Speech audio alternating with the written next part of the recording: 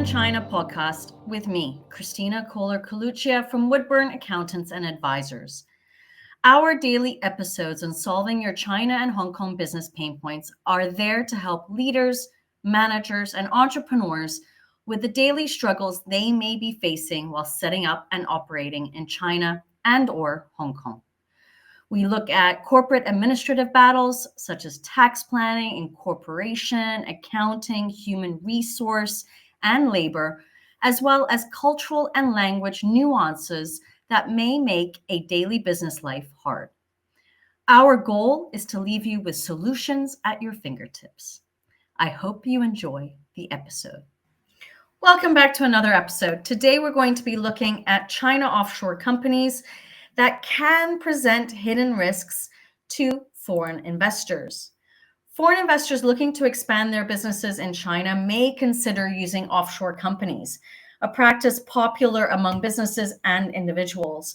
However, entering into a contractual relationship with an offshore company could present certain risks, especially in the manufacturing industry.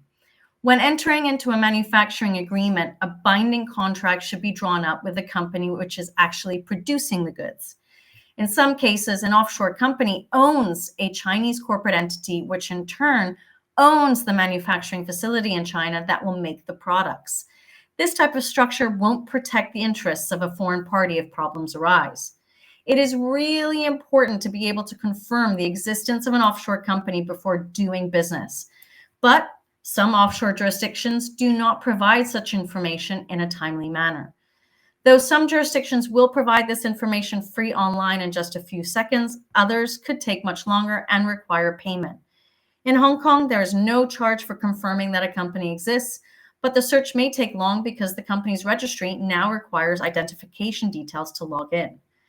When confronted with a lawsuit, an offshore company could claim that it had no control over the activities of the Chinese entity and therefore has no legal responsibility.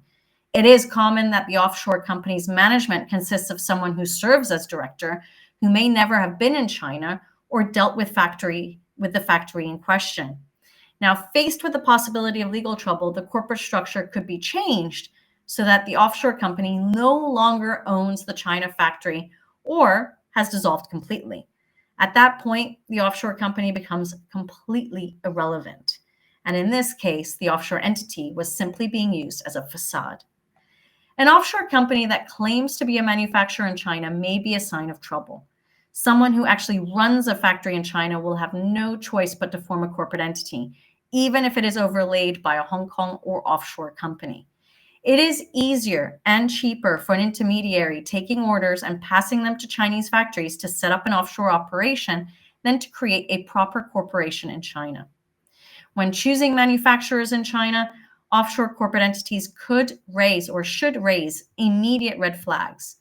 Legal recourse could be almost impossible given their detachment from actual production. Executing proper due diligence and creating a binding contract with the Chinese entity responsible for manufacturing the products is the best route, instead of falling for false assurances. Before going into business with any offshore company, foreign investors should trace the ownership path to its origin to cut through any corporate veils. I hope today's video has helped. See you soon. If you enjoyed this episode and you'd like to help support the podcast, please share it with others, post about it on social media, or leave a rating and review. Now, can Woodburn help you? I am offering a free 30-minute call where we discuss the obstacles you are encountering on your China and/or Hong Kong business journey and how we can help accelerate your success. The link to my diary is in the show notes. I look forward to speaking with you soon.